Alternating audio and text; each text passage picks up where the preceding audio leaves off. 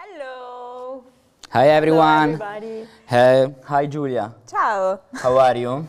I'm good. You? I'm fine. Okay. Here, finally, first time together at tea time. I'm very excited about this. Yes, very first time. We have a lot of things to say today, I guess. Yeah, a lot. I got 3 pages here. Look, Yes. 3 pages, lots of notes. Yes. We will keep you like 2 hours today. 2-3 hours. Yeah, Yeah. 2-3 hours. No, it's not true. It's not true. No.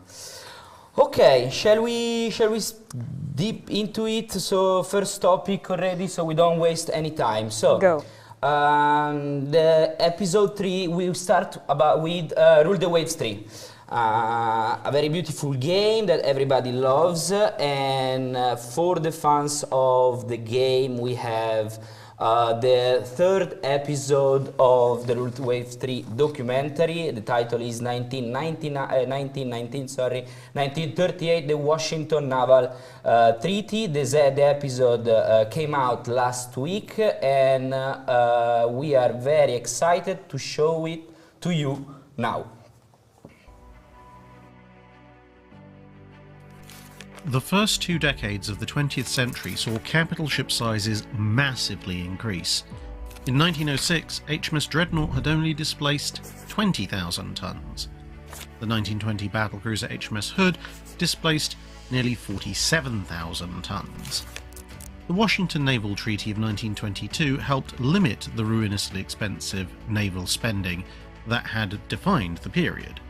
Battleship construction by the signatories was paused, and new cruisers would be limited to a displacement of 10,000 tons and 8-inch guns.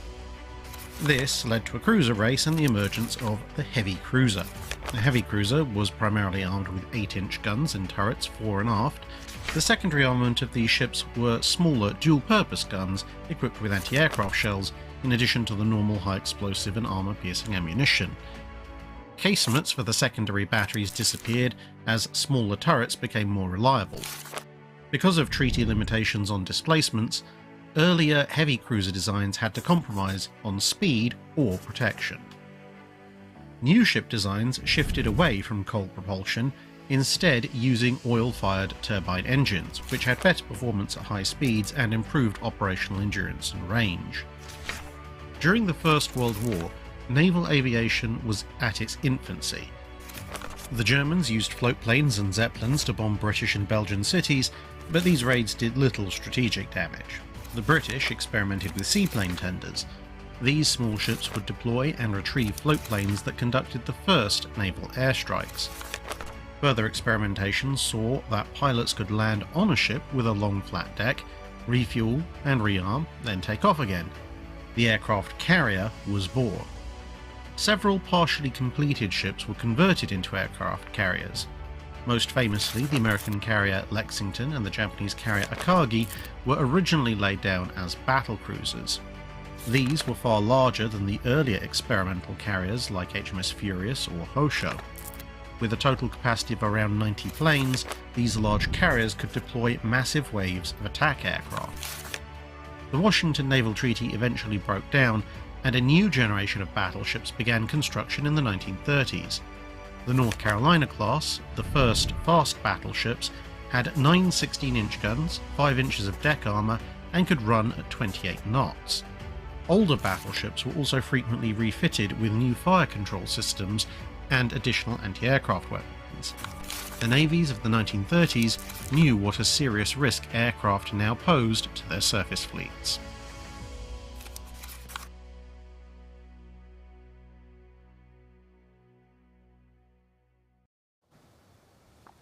So beautiful series. This was the 3rd episode, right? Third episode. So go on our YouTube channel, Matrix Games YouTube channels, to see the previous 2 episodes. This one that is already out, sorry, and there will be a couple more in the next months. And well, going ahead, we have another editorial content of the series, The Armory. Like for those of you who, it's a hairy Marco, yes. For those of you who don't know the series, The Armory, it's like a new editorial series about historical military equipment, and it's all about military hardware was developed and put into service in a real life, and how it's best used in our games as well. This article particularly is, as you can see on the screen, is on the Humble Jeep, and it's used both historically and in our titles like Combat Mission and Flashpoint campaigns. It turns out that the Willy Jeep and its successor, the M151, was in use all the way into the 90s when it was finally replaced by the Humvee. I really invite you to go on the website, Matrix Games website, to take a look at this fantastic content. And again, also in this case, you will see much more in the next months. And I guess that the next topic is on me as well. Yeah. Okay, Nikki, can I launch the video? Are we ready? Are we not ready? We are ready. He was not expecting that, but I would like to launch the video now, and then I will tell you more.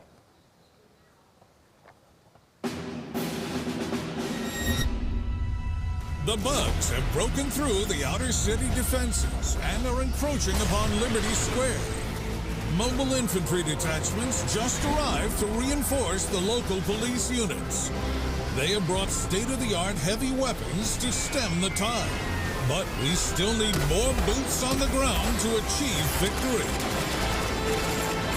Are you doing your part? Enlist today to defend humanity.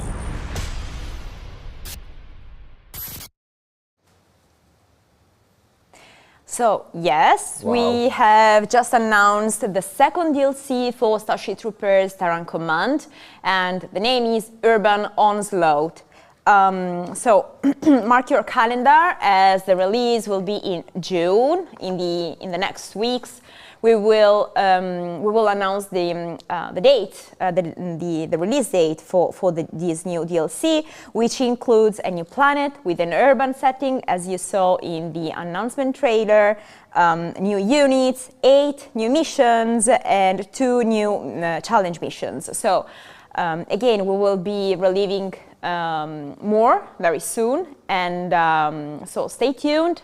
Join the Discord, follow us on Steam and on our website, and of course wishlist the DLC on Steam.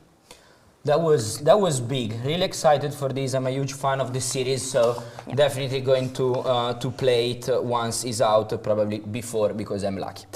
Next topic, and this is one of my favorite content of our content, and is Geek Recipe. We have it's now available on our YouTube channel. The latest episode is the last episode of season 2. So. If you didn't catch up with the others, go and then you can also finish the season. Now the episode is super interesting with Devora Wild, one of the main origin characters in the acclaimed RPG Baldur's Gate 3. And you will see Devora with Marco preparing torta pasqualina, which is a super famous dish which usually made during Easter. Giulia, did you eat casatiello, torta pasqualina, sorry, during no. Easter or not? I ate the casatiello. Amazing. Because my parents are from Naples, so of course. Pasqualina is more to the North Italy. Yeah, yes, I think so. Yes. So the latest episode is out now. Go on our YouTube channel, check it out, because it's really interesting, and of course check also the other one. Next one, I like this one as well, and I let Giulia to explain this because she's very expert on this. You have? I am not. No, well, I am not particularly expert of the topic, but I really love this content, which is about Scramble, Battle of Britain, and the new devlog series that has been done on the on this game.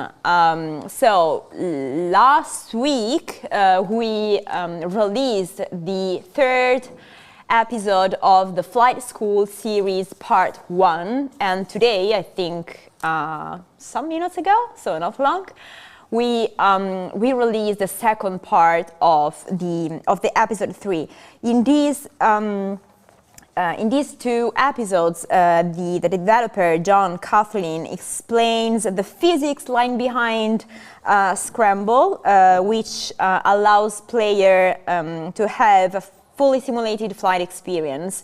So if you saw part 1, you cannot miss this one, and if you didn't see part 1, you have to see both parts, I would say. And you have the occasion to do that right now because we are seeing both of them. Hi, I'm John, and I'm leading development on Scramble Battle of Britain, a tactical dogfighting game that takes place over the English Channel. Today, I'll be your flight instructor, and I will fly you through the different features and components of our game. So, welcome to Flight School.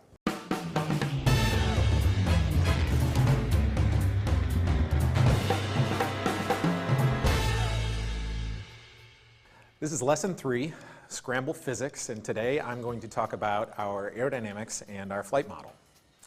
So my background is actually in aerospace simulation, and I've been doing it for 15 years. So when I first joined the Scramble team, they brought me on to make the airplanes fly like airplanes. And this has become a sort of real novel aspect of Scramble, because we're the only turn-based dogfighting game that I'm well aware of that instead of breaking our turns into discrete maneuvers like a half roll or a quarter loop or something, we allow you to play with a full range of analog flight physics, because all of our airplanes and bullets and damage and everything is fully simulated. The Spitfires and the Hurricanes and the 109s that you fly with in Scramble might not match exactly the specifications that you're going to find in history books, but our goal is to capture the essence of the different airplanes and how their flight capabilities compare to each other. I will try to help you understand how we replicate or how we create and generate the differences in flight behavior from one plane to the next. So we'll start with the basic forces that act on every airplane. The first one we'll talk about is thrust, which generally comes out the front of the airplane and is supplied by your engines. The second one is drag, which is a force that slows you down, and it's the force of the air opposing your plane as it flies directly through it. Next you have lift, which is provided mostly by your wings, and it's provided by a pressure differential that is above and below the wing.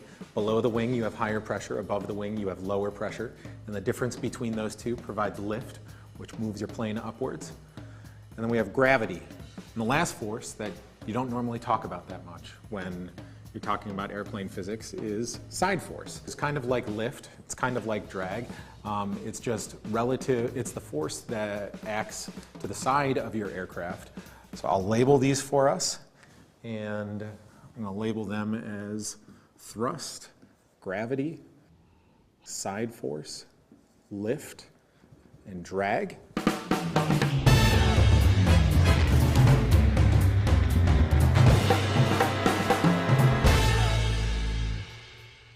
To figure out how far an airplane moves from one frame to the next, we need to know how fast the airplane is going. And that's the velocity. So the velocity is the rate of change of your position over time. But these forces, as they impact the aircraft, cause accelerations on the aircraft. And acceleration is the rate of change of speed from frame to frame. And so to get accelerations from forces, we have a simple equation that is F equals ma. Force equals mass of your plane, how heavy it is, times the acceleration acting on your plane. Now in Scramble, because we're not trying to get perfect numbers, but we're rather trying to match the performance of one aircraft compared to another, roughly as they move through the sky, we try to simplify some things. So I am not actually interested in the mass of our airplanes. I'm assuming that throughout a whole scramble match, the mass of your airplane isn't really changing that much. And similarly, I don't care precisely what the force is, but I do really care about this acceleration. So when we take these basic forces and we simplify them down instead of as like force values, but as acceleration curves for every plane, we can start to take two planes side by side. So we'll have your thrust, your side force, your lift, your drag, and then gravity. We can forget because gravity in terms of acceleration is the same for every plane. So that part is out.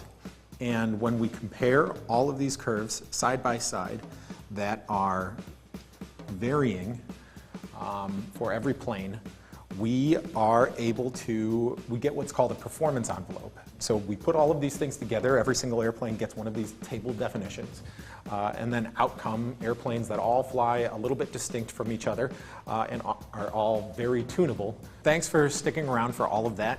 It was pretty dense. This was lesson 3, and it was on the flight physics and aerodynamics modeling in Scramble.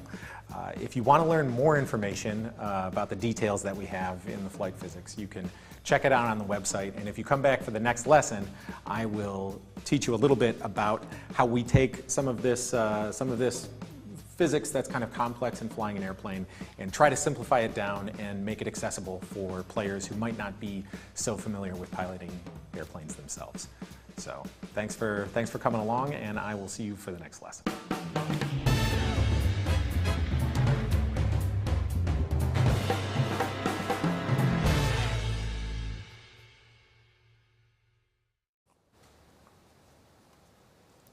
Wow, that was really, really interesting. I haven't watched these two, so now I have watched and I know everything. So on the way back home, I can take a plane and fly to home, basically. Do you like physics now?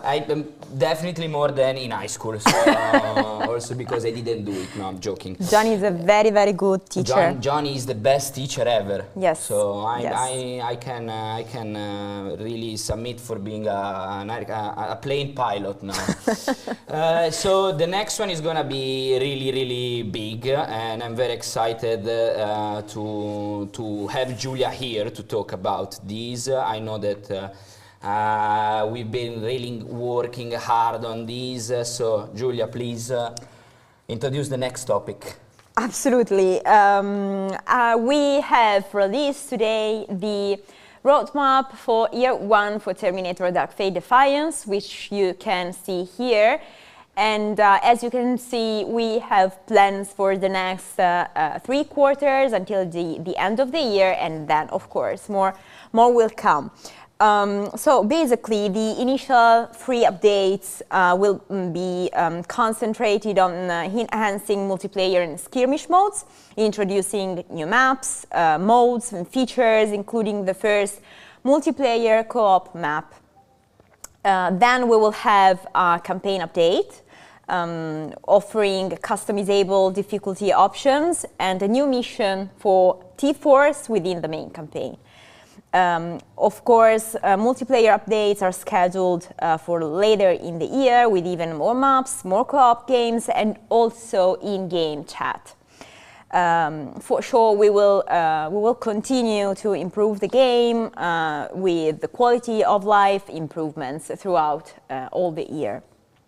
And the last bit for 2024, so in Q4 2024, will be the new campaign DLC. So we are currently developing the first DLC to be released within the end of the year, a campaign that explores the continuing war between man and machine from a fresh new perspective. In fact, in this DLC, players will have the opportunity to play as the machines themselves. So expect new missions, new mission locations, new units, and many other additions. So keep following us on the wonderful job that we are doing on this game. So on Steam, Discord, and whatever. You will have developers and like replying to you on Discord. So follow us. I guess that the next one is for me as well. It's for me as well. Julia wanted to talk a lot this afternoon, so she decided with Enzo that I'm not allowed to speak about anything. So the mastermind Julia, behind everything. if you want, next topic, Terminator roadmap was super exciting. Really looking forward to it. And I mean, but the next one is like exciting too. It's another big one as well. Yeah. Because as you everybody know, it's not Julia's show. It's like our show, Slitherine show. As everybody knows, we are releasing Headquarters World War II next week on April 11th. And we have just published the devlog number 12. Yes, I guess this will be the last devlog for this game, but for sure. And much more is coming after the release. But I want to talk about the release of next week because we have thought about a very full day, a very full schedule for next week. We will have we will start the day at 10:30 CET in the morning with the streaming with Ranger Area and Strategy X. So it will be a full German hour with them streaming in like sort of preview the games in the morning. We will have the proper event, live event at 3:30 in the afternoon CT, of course. So we will start the live event with the producer on that, Mark Hardesty, and the brand manager, Sarah. So they will introduce the game, they will talk about the behind the scenes of the development. Then we will have like a long section, like 15 minutes, something like that, section of tactical, Mark Hardesty, not Hardesty, David. I think David, right? Yeah, okay. It's David. We will have a very long section on it, something like tactical analysis with gameplay, and a round table with Mark and two experts. He is David, like two experts of strategy games. So it will be very, very interesting listening to them commenting the gameplay that we will see. So then we will have, but because it's not here, it's not everything here. Then we will have the tea time with Marco at 5, as always, 5 p.m. CET as always, so 4 p.m. UK time, I guess. And with the developers, so we will have Alexander joining the tea time with Marco. And after the tea time for 1 hour from 5:30 to 6:30 CET time, we will have Richard York playing Headquarters World War II. So join us on April 11th and stay with us for like all day, watching the event from the very first morning to like 6:30 in the evening. You will be there? I will be there because I'm paid too. No, I'm joking. I'll be there because I'm very excited to see this release. So to all the Headquarters fans, take your day off from office, from work. Do not work that day and spend the whole day watching us talking about Headquarters, and then finally you can play it. It's gonna be awesome. Yes. Usually these type of events are really exciting for us, and so we are really looking forward to have you all digitally with us for that day. Also because we have really interesting topics. Yes, and a lot of guests, things to say and to see. There's everything. Everything that you'd love is there basically. And I'm very excited for it. But I'm also very excited, and this one is gonna be very big for the Broken Arrow fans, which is now will be arrived as a horde in our chat probably. And so at 5 p.m. UK time today, once the tea time is over, we will be running a live Q&A with the Broken Arrow developers on the game's official Discord server. The 20 players, on top of these, the 20 players who managed to qualify in the multiplayer challenge leaderboard during the open beta will be interviewing the devs. But anyone can hop in, join and listen, and well as type question in the chat. So to hold the Broken Arrow community right after tea time, so you still have quite a few times to prepare everything, prepare some question, go to Broken Arrow Discord channel. You will find everyone there, the devs, prepare your question, ask them, and it's gonna be a really interesting talk and see what the devs will tell us about the game and your questions. So do not miss this opportunity, which is, of course, I mean, very, very important.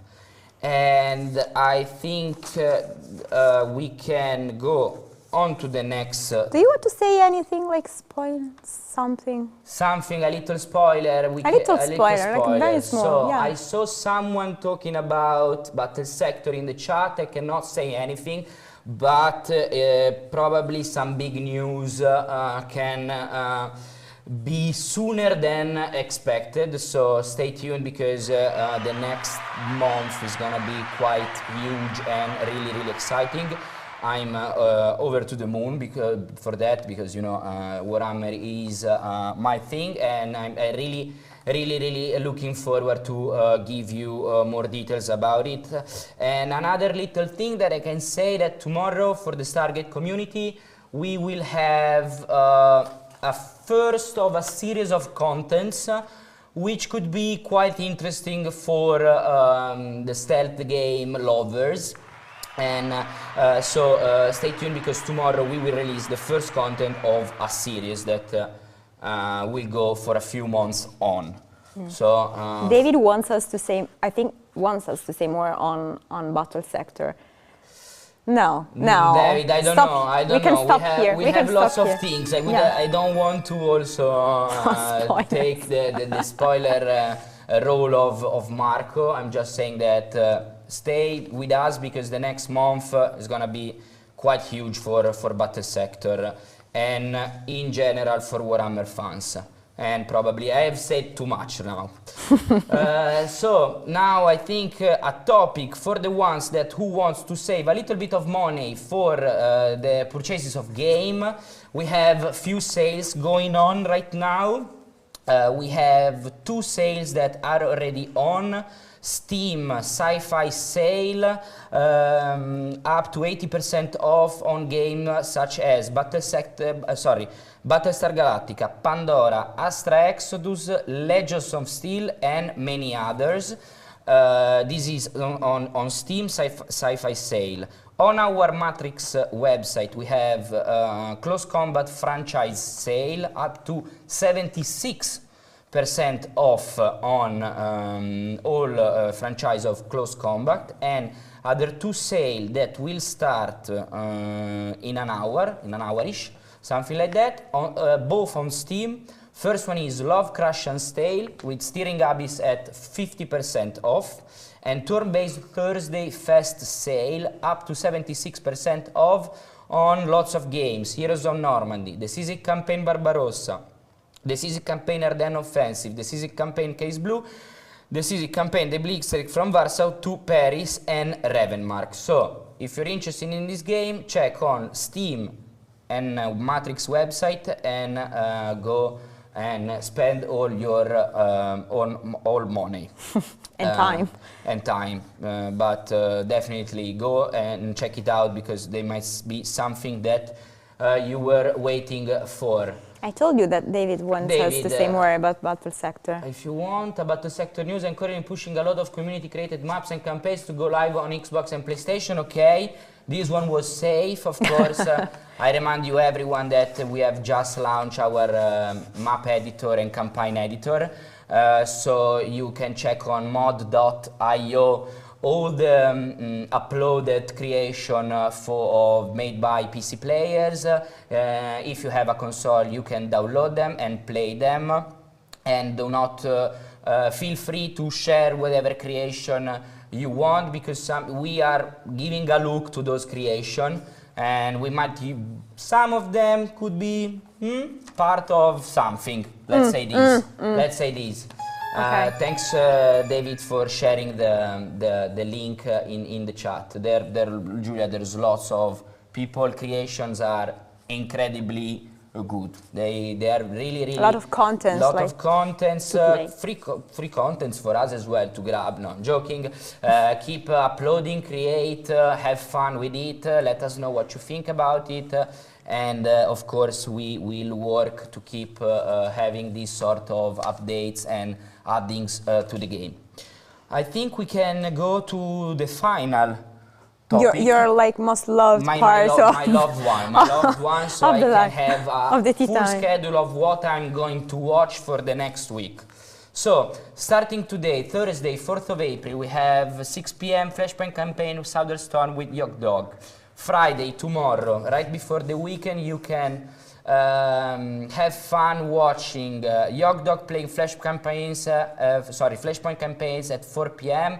At 6 p.m. we have Stargate Timekeepers with Exabu. At 8 p.m. Terminator Dark Fate Defiance with Gamer _1745, and then to finish the Friday night at 10 p.m. Warhammer 40,000 Battle Sector Tau with XTRG. Tau is our last DLC just released last February.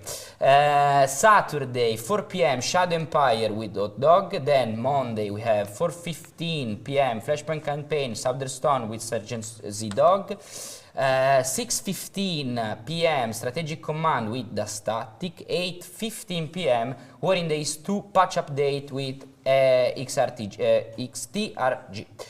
On Tuesday, 9th of April, 6 p.m. Headquarters World War II preview. So first time that we show the game ahead of the Thursday release with Yog Dog. At 8 p.m. Distant Wars 2 new update with the Static. On Wednesday we have at 4 p.m. Headquarters, a game for the one who missed on Tuesday afternoon, another preview of Headquarters World War II with Yog Dog. And then of course on Thursday I want to remind you again that we will have the Headquarter World War II release event starting from 10:30 CT time until 6:30 p.m. So definitely it's gonna be a really tight schedule. We got lots of things. Watch as much as you can to yes. And let us know.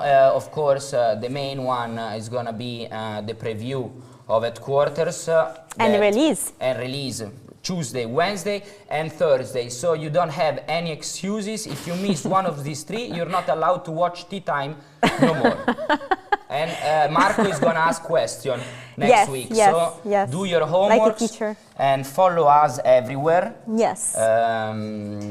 Wish list, join the Discord, like, whatever. Thumbs up, everything, YouTube, everything that you can do. Editorials, articles, devlog, dev diary, everything. So I think you will not be bored for the next week. I think we covered everything. Yes. And also Fog 3. No, it's not true. No. No, it's not true. No. No, we didn't say anything about Fog, but maybe because it's not the right time to tell about Field of Glory. Maybe in the next couple of weeks we could say a little bit more about It will be Marco. What's going on. So yes. Marco will come back. So there will be spoilers, week. Of course. Spoilers, of course. So just wait for 1 week and you will have everything unlocked. Just thrown away to you. From today till 31st of December 2024. Thank you very much, Giulia. Thank you to be here. It was a pleasure. Yes, our first and maybe last tea time together. No, Who knows? Who knows? They're not close tea time with us, this sad sentence. It's not going to be the last. And thank you very much, everyone, for tuning in. It was a pleasure to have you. Thank you again, Giulia. Thank you, Francesco. And see you next time. Yep. Bye, guys.